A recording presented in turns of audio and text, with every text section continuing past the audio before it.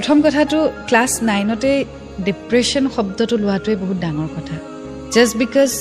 ছোৱালী এজনীয়ে তোমাক না ক'লে জাষ্ট বিকজ তুমি তাইক প্ৰপ'জ কৰিব পৰা নাই ভয় লাগিছে এইবিলাকৰ কাৰণে ডিপ্ৰেশ্যন হোৱা বুলি কোৱা কথাটো বহুত ডাঙৰ শব্দ এইবোৰ ডিপ্ৰেশ্যন নহয় এইবোৰ এনেকুৱা এটা সাইকোলজিক্যাল ইমোশন যিটো বস্তুত আসলতে ৰেচিপ্ৰকেশ্যন নেপালে মানুহবোৰ উগুল-থুগুল হৈ যায় মনবোৰ উগুল-থুগুল হৈ যায় এটো ইমোশনাল ৰোলাৰ কোষ্টাৰ হয় ইটস নট ডিপ্ৰেশ্যন ডিপ্ৰেশ্যনৰ ভ্যালু বা ডিপ্ৰেশ্যনৰ শব্দটো বহুত ডাঙৰ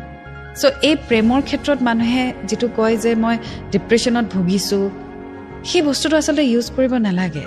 আপুনি ডিপ্ৰেশ্যনত ভুগা নাই আপোনাৰ আসলতে দুখ লাগিছে বা ভয় লাগিছে বা এটা ৰোলাৰ কোষ্টাৰ ইমোশনাল ৰাইড হৈছে যেটো আপুনি এক্সপ্ৰেছ কৰিব নোৱাৰে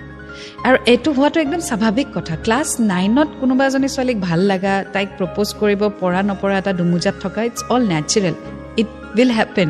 আৰু হেতু সবৰে লাইফত আহিব বাট দ্যাট ডাজন্ট মিন যে this is the end of your life আৰে আৰম্ভ হৈছেহে জীৱনটো হেৰো ক্লাছ শেষ হোৱাৰ পিছত কলেজীয়া লাইফ আৰম্ভ কলেজীয়া লাইফ শেষ হোৱাৰ পিছত চাকৰি জীৱন আৰম্ভ চাকৰি জীৱন শেষ হোৱাৰ পিছত বিয়া আৰু এই 12টা 15টা 30টা বছৰত কিমান মানুহ আপুনি লগ পাব জানেনে আপুনি ভাবিব নোৱাৰে আপুনি কিমান মানুহ লগ পাব কেনেকুৱা ধৰণৰ মানুহ লগ পাব গতিকে এইখিনিতে যদি এইটো অৱস্থা হৈ যায় জীৱনটো কেনেকৈ জীয়াব